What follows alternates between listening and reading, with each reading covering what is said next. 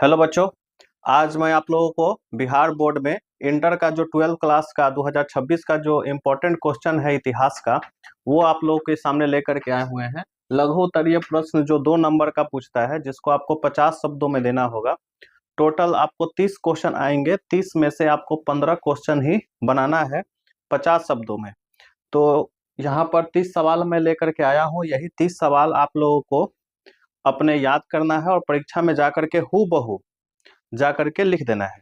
तो अभी फिलहाल आपके पास स्क्रीन पर 10 क्वेश्चन है, जिसका आप स्क्रीनशॉट ले लीजिए और स्क्रीनशॉट लेकर के रख लीजिए। इसको हम आप लोगों को अभी डिस्कशन भी करवा देते हैं कि आपको लिखना क्या है। थोड़ा थोड़ा लिखना है, तो मेरी बातों को आप ध्यान से समझिएगा। 1 घंटा का लगभग ये वीडियो होगा। जो भी बच्चे तैयारी नहीं किए हैं या तैयारी कर लिए हैं, वो इस लेक्चर को 1 घंटा तक इत्मीनान से, आप चाहें तो इसका स्पीड बढ़ा करके 1.25 या 1.5 पर आप स्पीड बढ़ा करके जल्दी जल्दी देख लीजिए, ताकि आपको रिवीजन आसान हो जाएगा। तो चलिए देरी ना करते हुए शुरू करते हैं इस वीडियो को। तो देखिए, हमारा जो पहला सवाल है, सिंधु घाटी सभ्यता के नगर योजना की विशेषता बताएं। तो जब आप उत्तर लिखिएगा तो आपको क्वेश्चन परीक्षा हॉल में नहीं लिखना है, डायरेक्ट आपको पहला का उत्तर करना है और लिखना शुरू कर देना है। सिंधु घाटी सभ्यता नगर योजना की विशेषता बताना है। तो आपको लिखना है, सिंधु घाटी सभ्यता का जो नगर योजना था वो बहुत ही सुदृढ़ था। आधुनिक युग में आज जैसे पटना में हो रहा है, दिल्ली में हो रहा है, आज से 2500 साल पहले सिंधु घाटी सभ्यता में ये हुआ था। मुख्य विशेषता आपको ऐसे लिखना है, सिंधु घाटी सभ्यता नगर योजना की मुख्य विशेषताएं निम्नलिखित है। पॉइंट 1, पहला कि जो सड़क था वो एक दूसरे को समकोण पर काटता था। ठीक है। दूसरा पॉइंट आपको लिखना है कि इमारत 1 तल्ला 2 तल्ला, तल्ला को आप लोग बहु इमारत लिखिएगा। 1 मंजिला 2 मंजिला भी होता था। पहला मंजिला से दूसरा मंजिला पर जाने के लिए सीढ़ियां बनी हुई थी। हर घर में एक आंगन था, आंगन में एक कुआं, रसोई घर, आपको बाथरूम भी था। घर से जो भी गंदा जल था उसको निकलने के लिए रास्ता बना हुआ था, नाली बना हुआ था। कुआं का पानी, बाथरूम का पानी, रसोई घर का गंदा जल घर से पतली नाली के द्वारा सड़क के किनारे दोनों तरफ बड़े बड़े 50 सेंटीमीटर गहरे नाली थे, जिसमें गंदा पानी जाता था। तो क्या क्या पॉइंट हुआ, हम लोगों ने क्या क्या देखा। पहला पॉइंट हम लोगों ने ये कहा कि सड़कें समकोण पर काटती थी। दूसरा,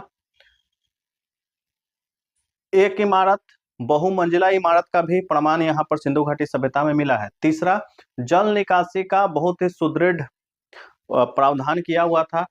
चौथा, यहाँ रोशनी के लिए बड़े से बर्तन में तेल और सूती कपड़ा डाल करके रात में भी स्ट्रीट लाइट की तरह इस्तेमाल किया जाता था, व्यापार के लिए भी और राहगीरों के लिए एक जगह से दूसरी जगह जाने के लिए भी। 4 पॉइंट हो गया। 5वां पॉइंट लिख सकते हैं यहाँ से, अन्नागार मिला है, कि अन्न को एक जगह स्टोर करने के लिए, भंडारित करने के लिए यहाँ से अन्नागार मिला है।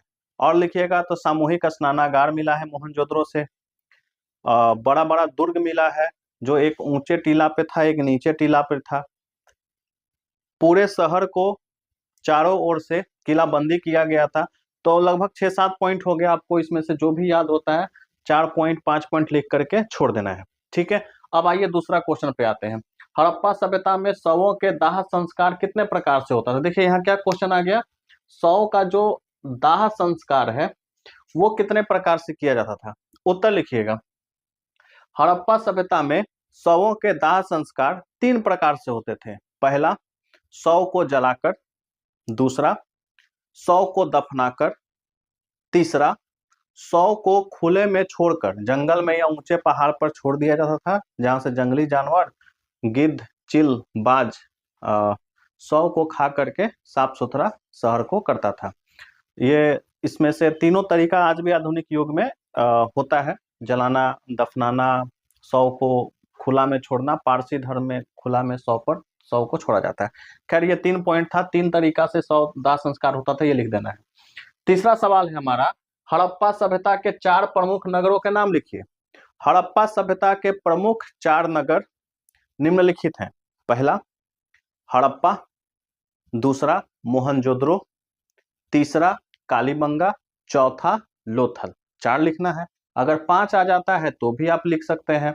चाहुंद्रो लिख दीजिए, धौलावीरा लिख दीजिए, राखी गढ़ी लिख दीजिए, बहुत सारे हैं। आपको 4 लिखना था, 4 हो गया। चौथा नंबर क्वेश्चन है कि कार्बन 14 विधि क्या है। तो देखिए कार्बन शब्द इसमें लगा हुआ है, तो आपको उत्तर क्या लिखना है, सीधा से पहले वो समझिए। कार्बन 14 विधि क्या है, उत्तर लिखिएगा कि पुरातात्विक अवशेषों की आयु निर्धारण करने की जो वैज्ञानिक विधि है वो कार्बन 14 पद्धति है। मैंने क्या कहा कि पुरातात्विक जो भी अवशेष हैं उनके आयु का निर्धारण वैज्ञानिक तरीके से करना ही कार्बन 14 विधि है। इसमें होता क्या है, होता यह है कि पुराने समय में आज से 50,000 साल तक का आयु निकाला जाता है। इसमें देखिए जो भी जीवित वस्तु होता है सब कार्बन का अवशोषण करता है शरीर में। जब जीवित वस्तु की मृत्यु हो जाती है तो मृत्यु होने के बाद उसमें जो कार्बन 14 है उसका क्षय होने लगता है, यानी कि खत्म होने लगता है। उस कार्बन 14 पद्धति में होता है कि 5,730 साल में कार्बन की जो मात्रा होती है वो आधी हो जाती है, जिसका अनुमान वैज्ञानिक लगाते हैं, जिसके अनुसार ही हड़प्पा सभ्यता के आयु का निर्धारण 2300 ईसा पूर्व से 1750 ईसा पूर्व किया गया है। इतना आपको नहीं लिखना है, सिर्फ शुरू का जो डेफिनेशन मैंने बोला वो आपको लिखना है। मैं ये समझा रहा था आपको। खैर अब इतना लंबा नहीं बताऊंगा क्योंकि आप लोग का एग्जाम है और एग्जाम में ज्यादा समय किल नहीं करना है हम लोगों को। देखिए question number 6, question number 5, Mahatma Buddha के अष्टांगिक मार्गों का नाम लिखिए। देखिए अष्टांगिक का मतलब होता है 8, तो महात्मा बुद्ध ने 8 अष्टांगिक मार्ग बताए थे। अष्टांगिक का मतलब क्या होता है, 8 मार्ग जो मनुष्य के दुख के निवारण का मार्ग था। महात्मा बुद्ध मानते थे कि मानव के मानव का जो दुख है उसको खत्म करने का 8 मार्ग है। तो 8 मार्ग का नाम आपको लिखना है। जैसे पहला था कि सम्यक दृष्टि, दूसरा सम्यक संकल्प, तीसरा सम्यक वाक्य, चौथा सम्यक कर्मांत, पांचवा सम्यक आजीविका, छठा सम्यक व्यायाम, सम्यक स्मृति और सम्यक समाधि। सम्यक का मतलब होता है सही, यानी कि सही दृष्टिकोण होना चाहिए व्यक्ति के पास। जिसके जीवन में सही दृष्टिकोण है उसको दुख नहीं होगा।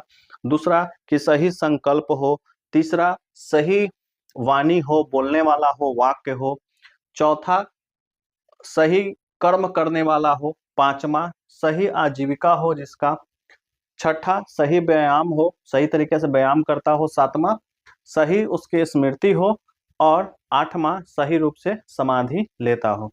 अगर आपको ये 8 याद नहीं आ रहा है तो मैं आपको यहाँ पे लिख देता हूँ। कहाँ लिख दूं, इस जगह पे लिखता हूँ। जैसे 8 मार्ग था सम्यक दृष्टि, सम्यक संकल्प, सम्यक वाक, वाक मतलब होता है वाणी, सम्यक कर्मांत, कर्मांत मतलब होता है कर्म, कि सही मनुष्य का कर्म होना चाहिए, सम्यक आजीविका, सही तरीका से आपका जीवन निर्वाह करना चाहिए, सम्यक व्यायाम, सम्यक सब में होगा, सिर्फ आपको इधर वाला 8 जो होता है वो याद कर लेना है। सम्यक व्यायाम हो गया, सम्यक स्मृति और समाधि, सम्यक समाधि, ये 8 आपको याद होने चाहिए। ये 1 नंबर हो गया, ये 2 नंबर, 3, 4, 5, 6, 7 और ये 8। सम्यक देखिएगा कि ये सब में कॉमन है, तो सम्यक का मतलब होता है सही। आपको याद रखना है दृष्टि, संकल्प, वाक, कर्मांत, आजीविका, व्यायाम, स्मृति, समाधि। 8 हो गया। चलिए हम लोगों ने ये अष्टांगिक मार्ग तक का काम खत्म कर दिया। क्वेश्चन नंबर 6 पे आइए। क्वेश्चन नंबर 6 कहता है महात्मा बुद्ध को ज्ञान की प्राप्ति और निर्माण कहाँ हुआ था। महात्मा बुद्ध को जो ज्ञान की प्राप्ति हुई थी वो हुआ था बिहार के गया जिला में। आज गया जिला का नाम बदल गया है, आप गया नहीं लिखिएगा, उसका नाम बदल के गया जी हो गया है। तो आपको जो उत्तर लिखना है वो गया जी लिखना होगा कि महात्मा बुद्ध को कहाँ ज्ञान की प्राप्ति हुई थी, गया जी में। ठीक है, उनका निर्माण स्थल क्या है, निर्माण का मतलब होता है कि महात्मा बुद्ध की जो मृत्यु हुई थी वो कहाँ पे हुई थी। बौद्ध धर्म में मृत्यु को महापरिनिर्वाण कहा जाता है। ठीक है, तो मृत्यु ही होता है, तो आप मृत्यु ना लिखिएगा, निर्माण या महापरिनिर्वाण लिखिएगा तो ज्यादा अच्छा होगा। तो महात्मा बुद्ध को ज्ञान की प्राप्ति हुई थी गया जी में, और महात्मा बुद्ध की जो मृत्यु हुई थी यानी निर्माण हुआ था वो हुआ था इनका जो निर्माण हुआ था कुशीनगर में। कुशीनगर कहाँ है, यूपी में। कुशीनगर में हुआ था, कुशीनगर है यूपी में। ठीक है, और गया जी कहाँ है, ये अपना बिहार में है, प्यारे बिहार में। चलिए ये भी सवाल अपना हो गया। उसके बाद क्वेश्चन नंबर 7 है त्रिपिटक क्या है। त्रिपिटक, त्रि मतलब होता है तीन और पिटक मतलब होता है ग्रंथ, यानी कि तीन ग्रंथ, बौद्ध धर्म से संबंधित तीन ग्रंथ को मिला करके ही त्रिपिटक कहा जाता है। तो आप लिखिएगा कि त्रिपिटक क्या है, तो बौद्ध धर्म के ग्रंथों का संग्रह ही त्रिपिटक कहलाता है। कौन कौन सा त्रिपिटक था, एक था विनय पिटक, क्या था, विनय पिटक, और कौन सा था, सूत पिटक, और कौन सा था, अधिधम पिटक, अधिधम पिटक। अच्छा, जैसे अपने हिंदू धर्म में क्या है, रामायण है, महाभारत है, वेद है, पुराण है, उपनिषद है, अरण्यक है, जिसमें कुछ ना कुछ हिंदू धर्म से संबंधित जानकारियां मिलती है। उसी तरह से बौद्ध धर्म में तीन ग्रंथ है, विनय पिटक, सूत पिटक, अधिधम पिटक। आपको जानकारी के लिए बता दें कि विनय पिटक में क्या होता है, तो विनय पिटक में जो भी संघ के भिक्षु और भिक्षुणी थे, ठीक है, उनके लिए नियम बने हुए थे विनय पिटक में। यानी विनय पिटक क्या था, संघ का नियम इसमें लिखा हुआ था। सूत पिटक में क्या था, बुद्ध भगवान का जो उपदेश है वो सूत पिटक में लिखा हुआ था। अधिधम पिटक में क्या था कि बौद्ध धर्म का यानी बुद्ध भगवान का जो दर्शन है और सिद्धांत है उसका वर्णन अधिधम पिटक में किया गया था। इतना बहुत नहीं लिखना है आपको, बस बता दे रहे हैं कि ऑब्जेक्टिव ही आएगा तो आपको आसानी होगा। तो त्रिपिटक क्या है, बौद्ध ग्रंथों का समूह त्रिपिटक कहलाता है। त्रिपिटक तीन है, विनय पिटक, सूत पिटक, अधिधम पिटक। नेक्स्ट सवाल पे आइए, गुप्त काल के दो प्रसिद्ध मंदिरों का नाम बताइए। दो प्रसिद्ध मंदिर पूछा है, दो लिखिएगा, 2 नंबर मिल जाएगा। अब कहिएगा गुप्त काल का मंदिर कैसे याद रखेंगे, बहुत आसान है। गुप्त काल का दो प्रसिद्ध जो मंदिर है, जैसे एक है दशावतार, दशावतार। और आपको एक ट्रिक बता देते हैं, गुप्त काल का जो भी मंदिर मिला है वो यूपी और एमपी में मिला है, एमपी में ज्यादा मिला है। तो आपको ये याद होना चाहिए कि यूपी में और एमपी में ही इसका मिला है अधिकांशतः। जैसे दो है, एक है दशावतार जो यूपी में है, यूपी के ललितपुर के आसपास मिलता है। विष्णु मंदिर, दशावतार मंदिर, मंदिर भी लिखना पड़ेगा, दशावतार मंदिर, विष्णु मंदिर, और भी आपको कोई देवता जैसे शंकर भगवान है तो शिव मंदिर, ये बहुत आसान है। विष्णु मंदिर, शिव मंदिर, पार्वती मंदिर, लक्ष्मी मंदिर, लक्ष्मण मंदिर जो है वो गुप्त काल से संबंधित है। अब ये जो विष्णु मंदिर है ये आपके एमपी में है, शिव मंदिर भी एमपी में है। ठीक है, आगे आइए। ये बड़ा इंपॉर्टेंट सवाल है कि ब्राह्मी लिपि और खरोष्टी लिपि में क्या अंतर है। देखिए, ब्राह्मी लिपि और खरोष्टी लिपि ने निम्नलिखित अंतर है। एक तरफ ब्राह्मी लिपि लिखिएगा, दूसरी तरफ खरोष्टी लिपि लिखिएगा। नंबर 1 अंतर लिखिएगा कि जो ब्राह्मी लिपि है वो बाएं से दाएं लिखा जाता है। मतलब हिंदू धर्म में जो बच्चे लिखते हैं जिस तरह से आप, तो आप देखिएगा कि चौथाई छोड़ने के बाद आप बाएं से दाएं लिखते हैं। तो जो आपके लिखने का तरीका है वो ब्राह्मी लिपि है। तो आप जब ब्राह्मी लिपि और खरोष्टी लिपि में अंतर लिखिएगा, जैसे ऐसे लिखिएगा, इधर ये ब्राह्मी लिपि अरे भाई, ब्राह्मी और इधर लिखिएगा खरोष्ठी लिपि। तो ब्राह्मी लिपि में क्या लिखिएगा कि आप लेफ्ट से राइट लिखते हैं, यानी कि बाएं से दाएं लिखते हैं। खरोष्ठी लिपि में ठीक इसका उल्टा, कि राइट से लेफ्ट हो जाता है, मतलब कि बाएं से दाएं लिखा जाता है। खरोष्ठी लिपि में क्या होता है कि ये दाएं से बाएं लिखा जाता है, मतलब इधर से इधर लिखा जाता है, और ये इधर से इधर लिखा जाता है। ये पहला अंतर हो गया। दूसरा अंतर ये हो जाएगा कि जो खरोष्ठी लिपि है इसमें स्वर और व्यंजन का उपयोग किया जाता है, जबकि खरोष्ठी लिपि में स्वर और व्यंजन का उपयोग नहीं किया जाता है। स्वर और व्यंजन का उपयोग होता है, इसमें नहीं होता है। तीसरा अंतर कि ये मूल भारतीय है, यानी हिंदी और संस्कृत वाले शब्द इसमें मिलते हैं, जबकि इसका मूल भारतीय नहीं है। ठीक है। और भी अंतर है, जैसे ये पूरे भारत में ब्राह्मी लिपि लिखा और बोला जाता है, जबकि खरोष्ठी लिपि आज भारत में जो पूरब और पश्चिम वाला इलाका है, यानी कि जो गांधार वाला इलाका है, पाकिस्तान के पास वाला जो इलाका है पूरा पश्चिम का, वहां पर ये लिपि लिखा जाता है, उस किनारे, उस जगह पे। अब लास्ट क्वेश्चन जो हमारा 10 हो गया कि इतिहासकार नेपोलियन से समुद्रगुप्त की तुलना क्यों करते हैं। पहला बात तो जानिए कि जो नेपोलियन था यूरोप में फ्रांस का राजा रहा है, और समुद्रगुप्त जो है हमारे भारत में गुप्त काल का सबसे प्रमुख राजा रहा है। अब चूंकि नेपोलियन ने अपने साम्राज्य के विस्तार के लिए बहुत तेजी से फ्रांस में काम किया था, बिल्कुल उसी तरह भारत में समुद्रगुप्त ने भी अपने साम्राज्य विस्तार के लिए बहुत तेजी से कार्य किया था। अचानक से बहुत पूरे भारत में अपने साम्राज्य का विस्तार कर देता है, इसीलिए नेपोलियन की तुलना समुद्रगुप्त से की जाती है। ठीक है, इसको और डिटेल में लिखिएगा तो फिर बस इतना ही लिखिएगा। 2 मार्क्स का है, कितना लिखना है, नहीं तो फिर अगर इसको पूरा डिटेल्स में अगर आगे आपका दीर्घ उत्तरीय में, तो फिर आपको लिखना होगा समुद्रगुप्त की राजनीतिक व्यवस्था, फिर इसका सैन्य विजय, फिर साम्राज्य का विस्तार, ऐसे टॉपिक वाइज टॉपिक करके इसको लिखना होगा। तो चलिए 10 क्वेश्चन हो गया है। नेक्स्ट स्लाइड में 10 क्वेश्चन और हम लिखते हैं और उसको भी डिटेल्स में करते हैं। तो आप लोग इसका एक स्क्रीनशॉट ले लीजिए और नोट्स बना लीजिए। ठीक है, हाँ तो चलिए आप लोगों ने स्क्रीनशॉट ले लिया होगा।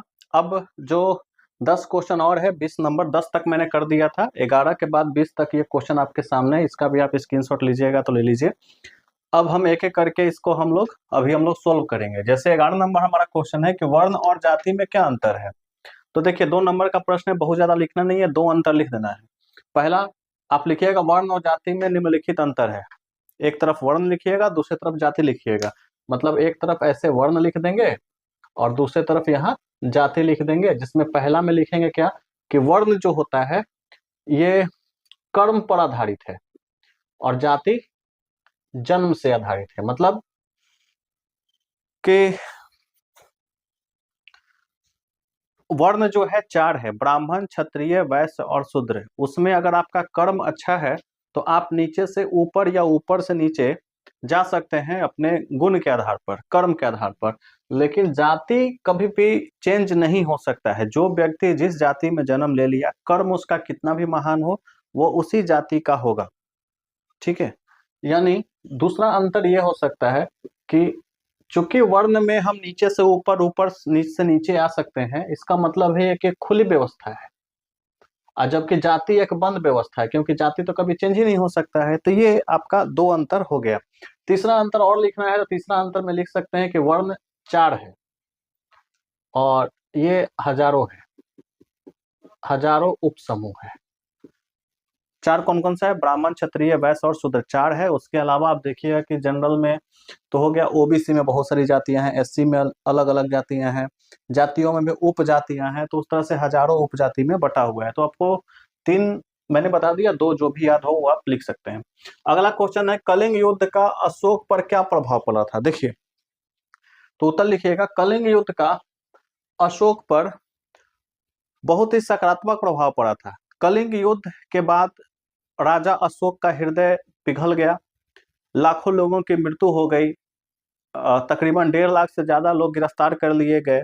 इससे उसका हृदय परिवर्तित हो गया और अशोक ने युद्ध की नीति छोड़ करके धम्म की नीति अपना ली। इसने बौद्ध धर्म को कबूल कर लिया और शांतिपूर्ण जीवन जीने लगा। बुद्ध के उपदेशों को इसने भारत के अलावा बाकी के अन्य देशों में भी फैलाने का काम किया। बौद्ध स्तूप बनवाया, विहार बनवाए, चैत्य बनवाए और 84,000 स्तूपों का भी निर्माण अशोक के समय में हुआ। पत्थर पर शिलालेख लिखवाए।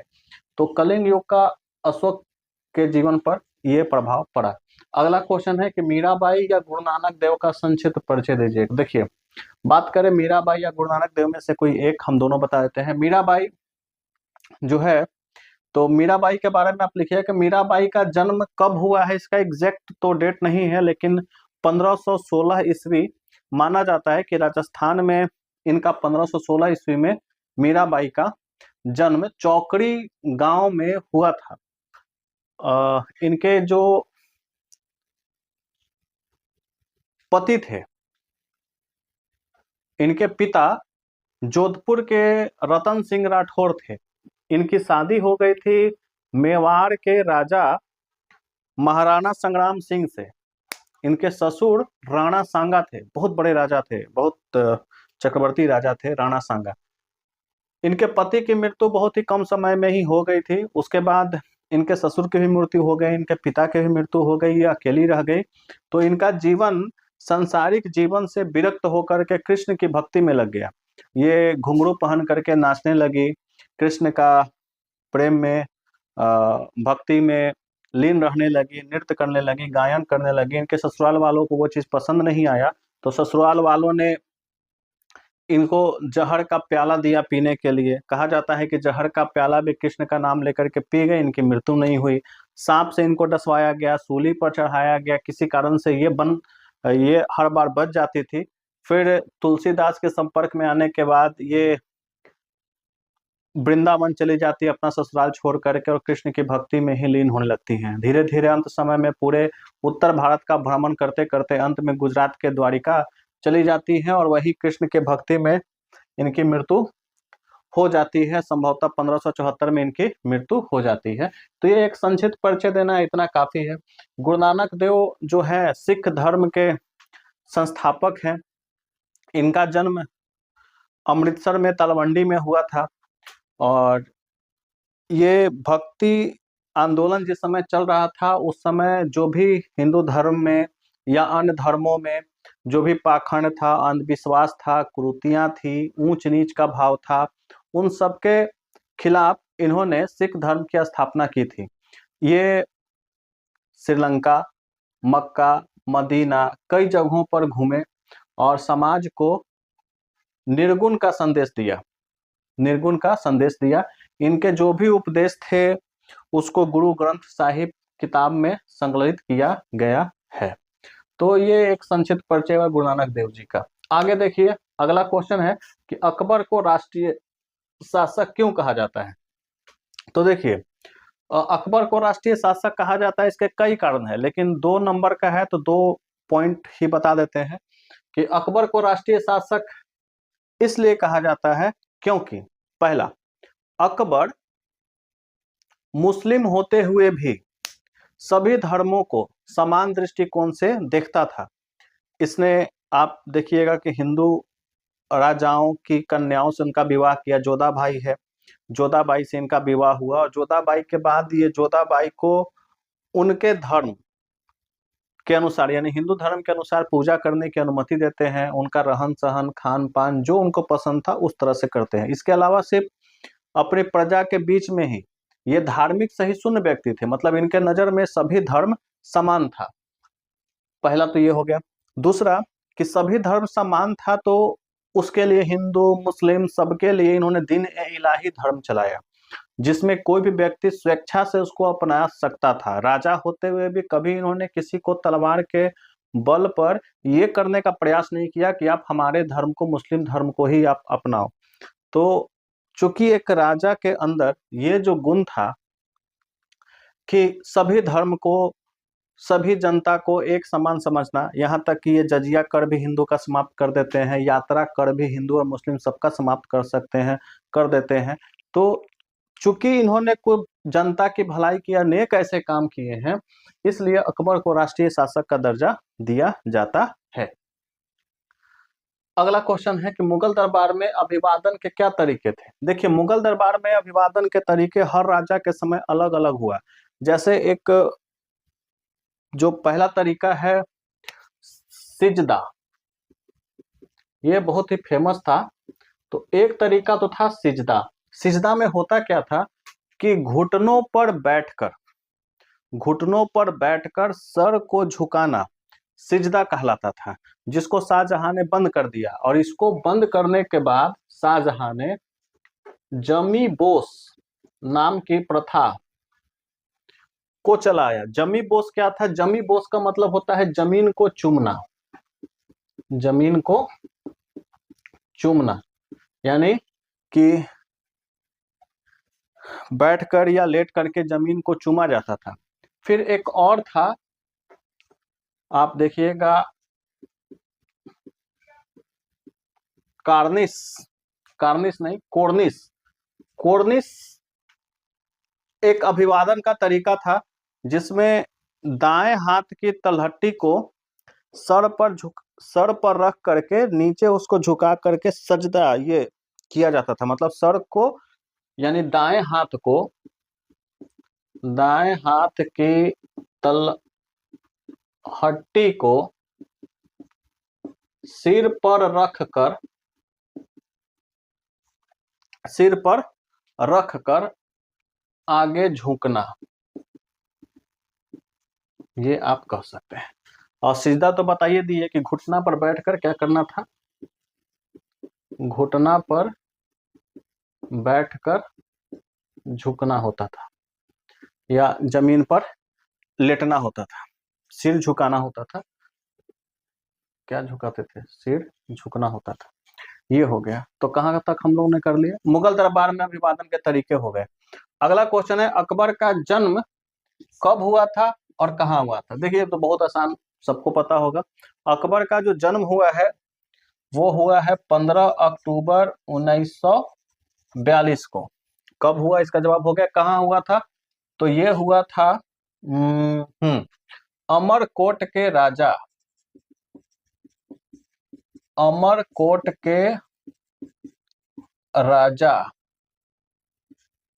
राणा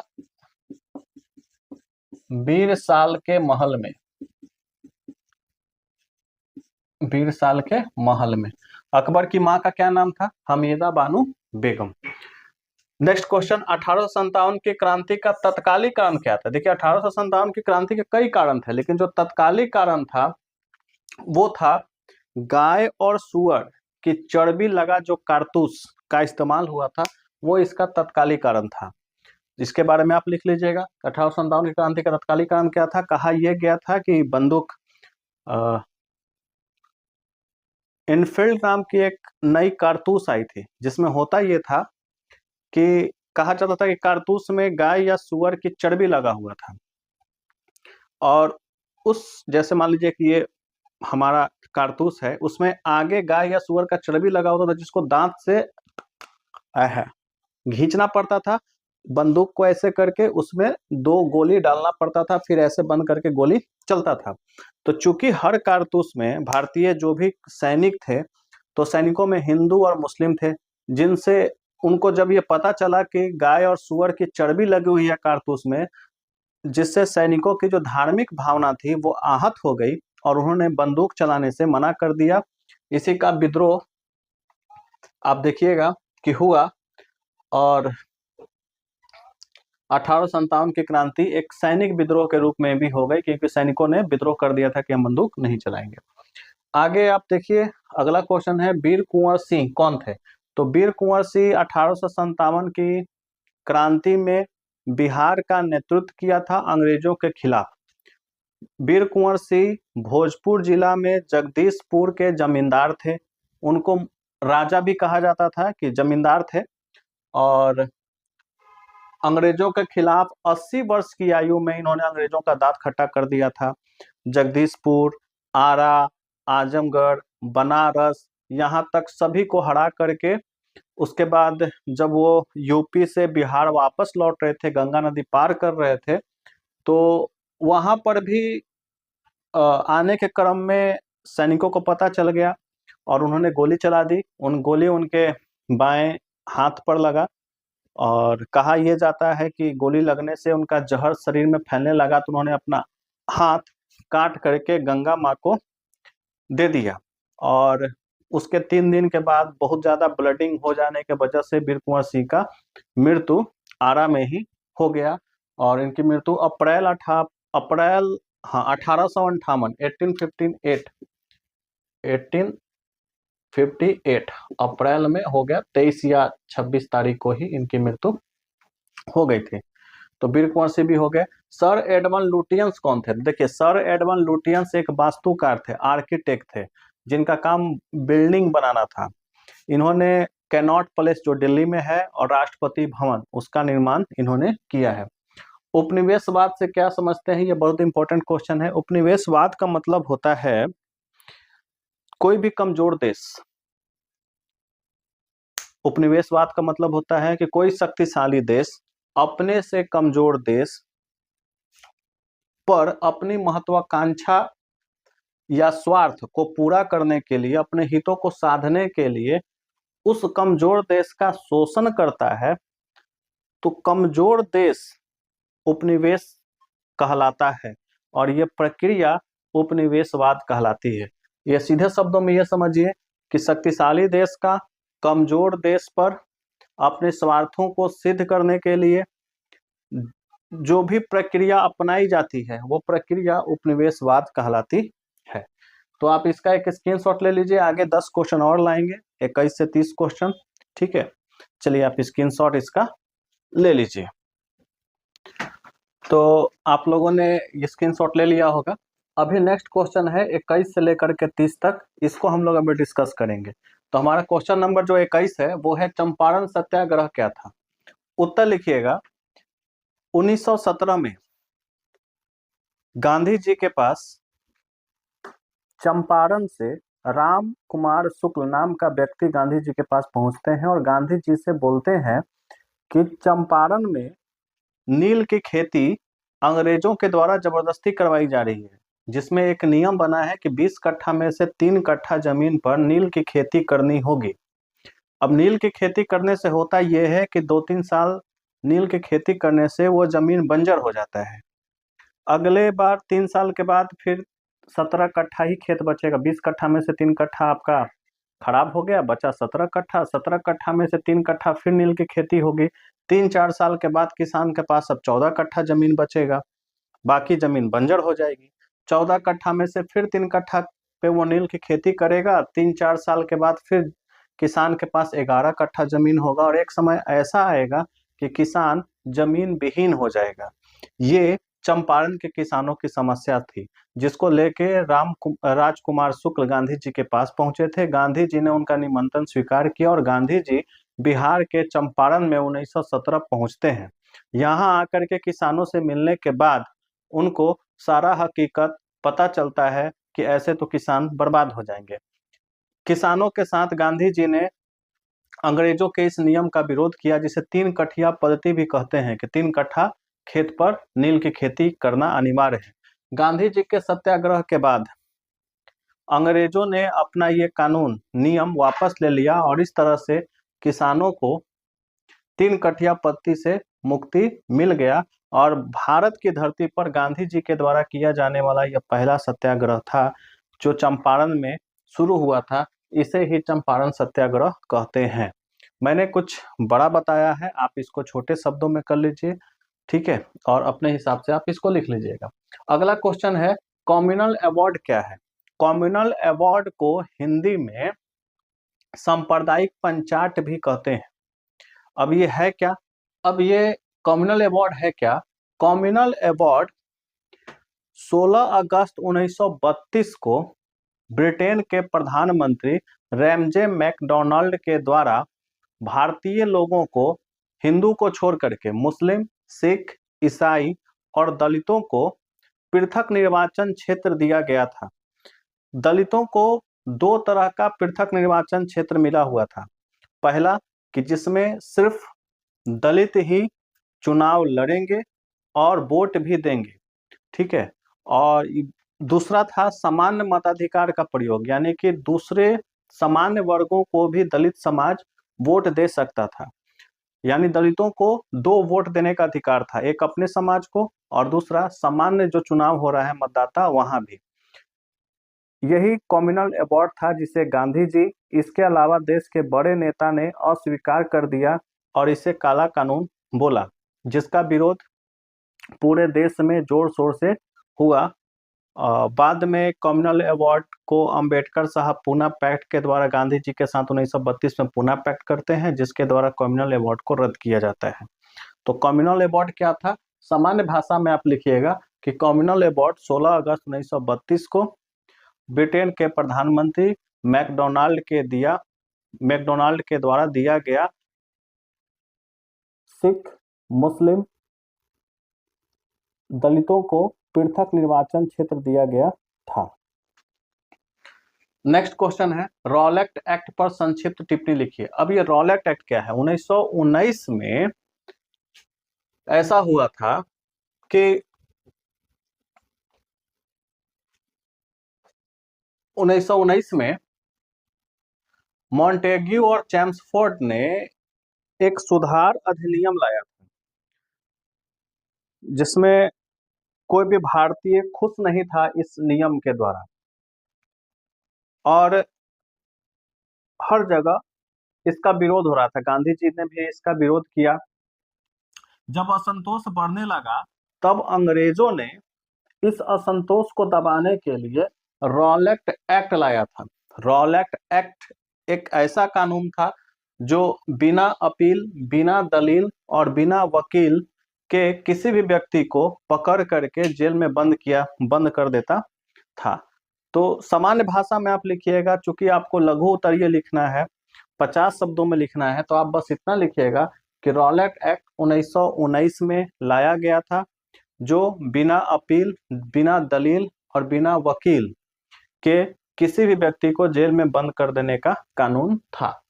असहयोग आंदोलन का क्या कारण था?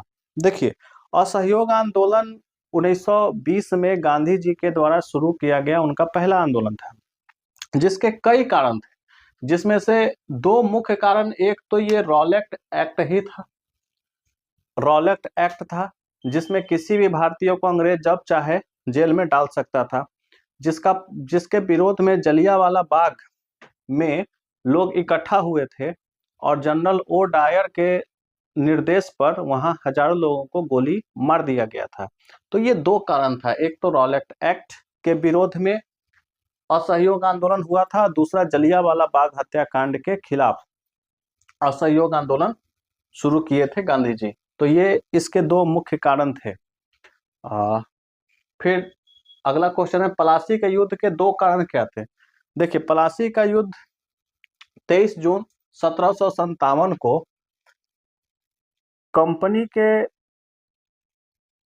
सेनापति रॉबर्ट क्लाइव और बंगाल के नवाब सिराजुद्दौला के बीच बंगाल के पलासी नामक स्थान पर युद्ध हुआ था, जिसका 2 कारण ये था। पहला कारण तो ये था कि अंग्रेज अपना सेना रख रहे थे, जो बंगाल के नवाब को पसंद नहीं था। दूसरा, अंग्रेज अपना किला बना रहे थे और उसको दुर्ग घेराबंदी कर रहे थे, जो भी सिराजुद्दौला को पसंद नहीं था। सिराजुद्दौला ने अंग्रेजों को मना किया सैनिक रखने से और दुर्ग बनाने से। अंग्रेजों ने उसे नहीं माना। सिराजुद्दौला ने नाराज होकर के अंग्रेजों पर हमला कर दिया और ये प्लासी का युद्ध हुआ, जिसमें सिराजुद्दौला मारा जाता है और पूरे बंगाल पर रॉबर्ट क्लाइव यानी अंग्रेजों का कब्जा हो जाता है।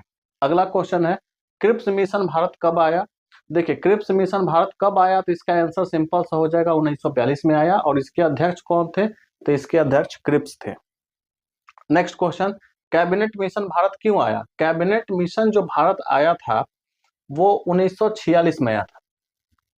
अब इस बात को समझिएगा, 1946 में कैबिनेट मिशन आया है। 1946 तक द्वितीय विश्व युद्ध समाप्त हो गया था। द्वितीय विश्व युद्ध कब समाप्त हुआ है? 1945 में। 1945 में द्वितीय विश्व युद्ध समाप्त होने के बाद 24 अक्टूबर 1945 को, क्या तारीख था, 24 अक्टूबर 1945 को संयुक्त राष्ट्र संघ की स्थापना हो गई थी, जिसका काम था कि पूरे भारत में शांति व्यवस्था स्थापित करना और जो भी छोटे देश जो गुलाम बना लिए गए हैं उन्हें आजाद करना था। तो भारत भी अंग्रेजों का गुलाम था, तो भारत को भी आजाद करना है, लेकिन अंग्रेजों ने एक शर्त रखा। शर्त ये था कि भारत को अपना संविधान लिखना होगा, जिसके लिए उसे संविधान सभा गठित करना है। भारतीयों को संविधान बनाने के लिए एक संविधान सभा गठित करना था, जिसके लिए विचार विमर्श, जो भी उसमें कमियां थी या कैसे उसको हम लोग बनाएंगे, उसके विचार विमर्श करने के लिए कैबिनेट मिशन भारत आया था। ठीक है, तो लिखेंगे क्या, कैबिनेट मिशन भारत क्यों आया था, तो कैबिनेट मिशन भारत संविधान सभा के गठन के लिए आया था, बस इतना ही लिखना है। नेक्स्ट क्वेश्चन है, मुस्लिम लीग द्वारा पाकिस्तान की मांग क्यों की गई थी। मुस्लिम लीग का जो उस समय अध्यक्ष था वो मोहम्मद अली जिन्ना था, और मोहम्मद अली जिन्ना ऐसा मानता था कि मुस्लिम और हिंदू दो अलग अलग कौम हैं और दोनों साथ में एक साथ नहीं रह सकते भारत में। अगर दोनों साथ में रहेंगे तो सांप्रदायिक दंगे होंगे, जो सांप्रदायिक दंगे नहीं हो उसके लिए एक ही उपाय है कि भारत और पाकिस्तान दो अलग मुल्क बना दिया जाए, ताकि जब सांप्रदायिक दंगा हो तो दोनों देशों में से किसी को नुकसान यहाँ के लोगों को नहीं हो। और दूसरा कारण ये भी था कि भारत के कट्टरपंथी मुसलमान, भारत के कुछ कट्टरपंथी मुसलमान जो चाहते थे कि एक मुस्लिम देश बनाया जाए, उन्होंने जिन्ना का सपोर्ट किया। हालांकि सभी मुसलमानों ने नहीं, कुछ जो भारतीय थे जिसको भारत से प्रेम था वो भारत में रह गए, लेकिन कुछ जो अलग देश चाहते थे वो पाकिस्तान चले गए। तो ये वजह रहा कि मुस्लिम लीग द्वारा पाकिस्तान की मांग की गई। क्यों की गई, पहला कि दो मुल्क हो जाए, दूसरा मुस्लिम मुल्क हो जाए, सांप्रदायिक दंगे नहीं हो, ठीक है, इसके लिए। अगला क्वेश्चन है कि संविधान सभा का गठन कैसे हुआ।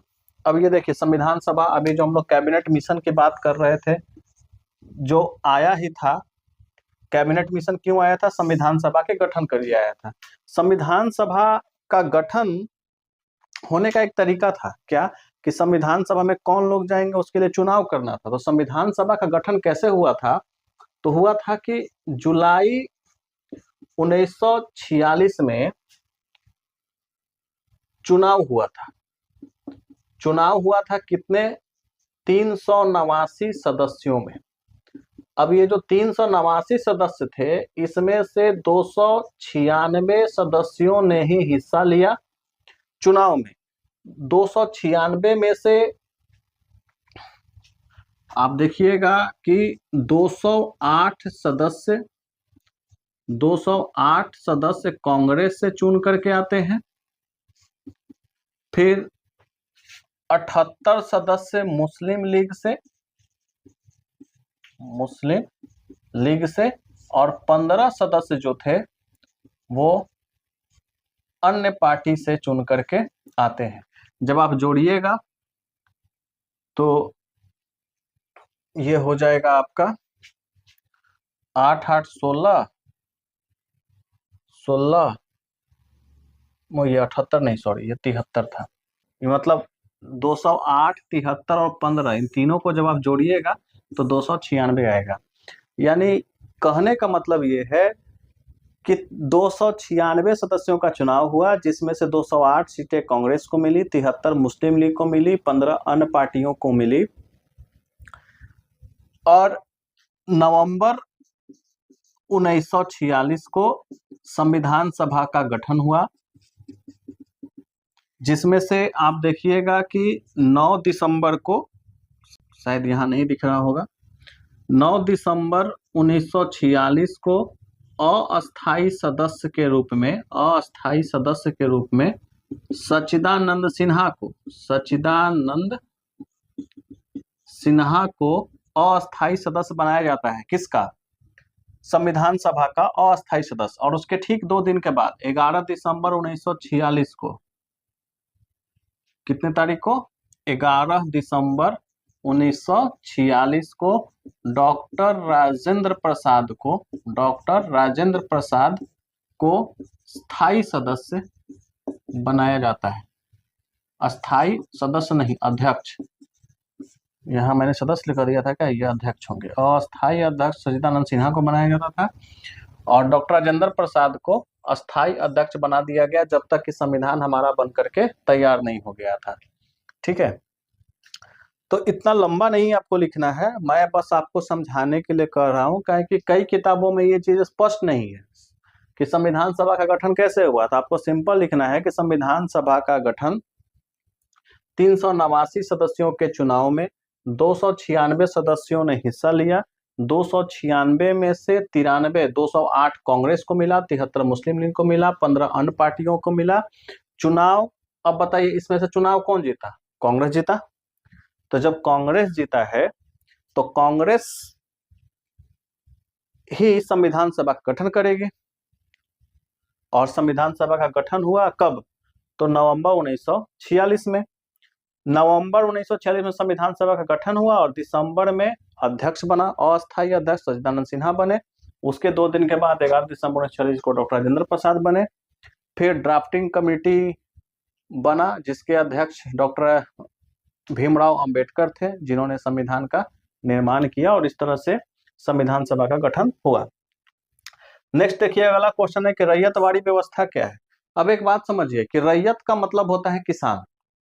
रैयत का मतलब क्या होता है, किसान, यानी किसानों की व्यवस्था रैयतवाड़ी व्यवस्था है। अब ये क्या है कि रैयतवाड़ी व्यवस्था में किसान डायरेक्ट अंग्रेज को जमीन का टैक्स देते थे। क्या देते थे, टैक्स देते थे। किसान डायरेक्ट अंग्रेजों को अपने जमीन से जो उत्पादन होता था उसका टैक्स देते थे। इसी व्यवस्था को रैयतवाड़ी व्यवस्था कहते हैं। तो यहां तक आप लोगों को समझ में आ गया होगा। ये टोटल 30 सवाल थे। ये 30 सवाल आप लोग एक बार 2 बार रिपीट करके वीडियो का स्पीड बढ़ा करके रिवीजन कर लीजिए। समय बहुत कम बचा है, इतना आप कर लेंगे तो आप लोगों को अच्छा एग्जाम जाएगा। एग्जाम के लिए आप लोगों को ऑल द बेस्ट है। Thank you. स्क्रीनशॉट आप ले लीजिएगा तो।